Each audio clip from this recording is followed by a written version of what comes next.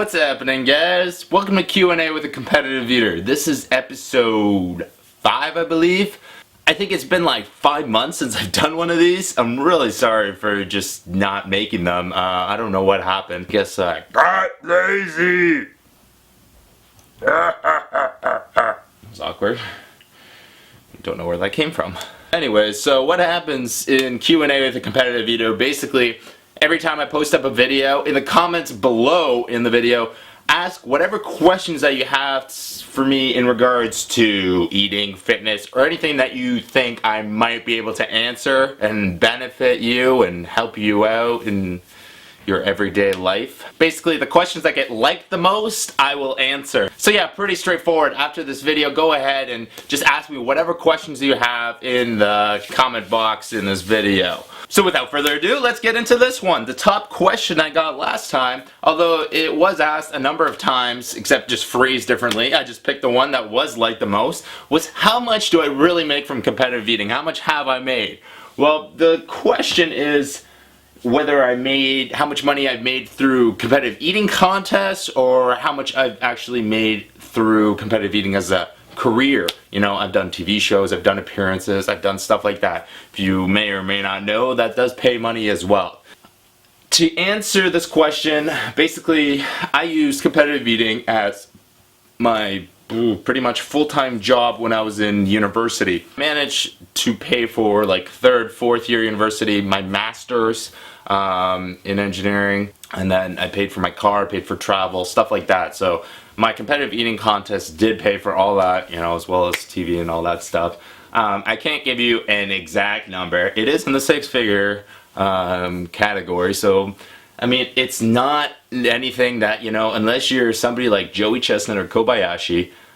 Joey Chestnut gets endorsements and stuff like that, you know, from companies like Pepto-Bismol, and therefore he makes something like $300,000 a year or something like that. So unless you're somebody like that, it's really, really difficult to make this your full-time job. I've been lucky enough to, this past year, make this my full-time job. I've been doing a world tour with German TV. I've been getting appearances, doing you know, contests and all that stuff. Been pretty successful this year once again.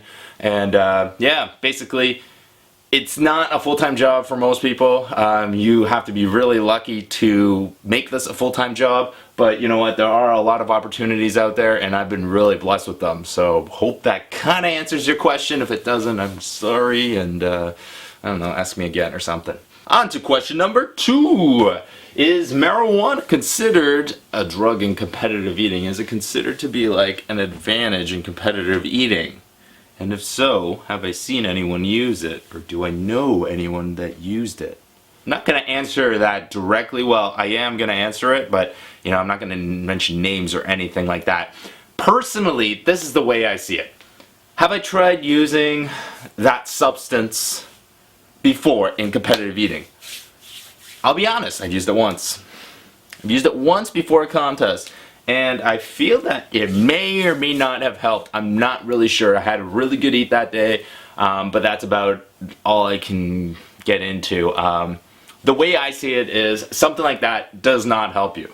With that substance, as you may or may not know or have experienced, it basically makes you want to eat a lot, but slowly, and enjoy it. You know, you're just going,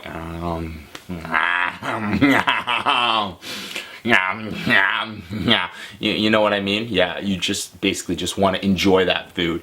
And with competitive eating, it's more of a mind game. You know, you just push yourself to the limit to keep eating. It's not because you necessarily want to keep eating. It's because you kind of have to, because you know there's a prize at the end of it or whatever.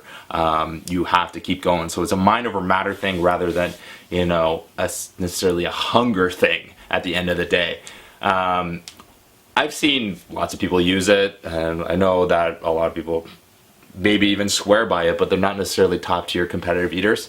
And yeah, I guess that kind of does answer your question. I hope it does. I do not use it for competitive eating contests. I've just used it once, and that is it. That was a while ago, and yeah, hope that answers your questions. Anyways, guys, that is it for Q&A with the Competitive Eater, episode 5, over and done with. Remember, ask asking me whatever questions you have in regards to competitive eating and fitness, or anything that you think I may be able to answer in the comment box below. Questions that get liked the most, I will answer in the next episode. Until then, stay hungry. See you later, guys.